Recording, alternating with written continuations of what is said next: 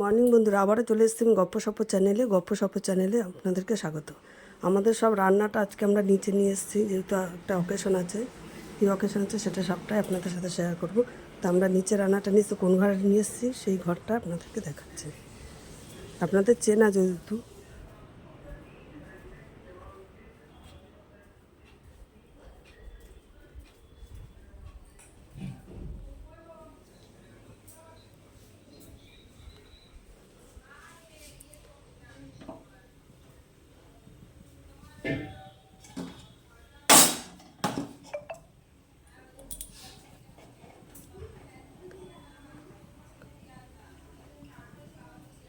তেল আমার গরম হয়ে গেছে, এবার আমি বেগুন ভাজাগুলোকে ভেজে নেব।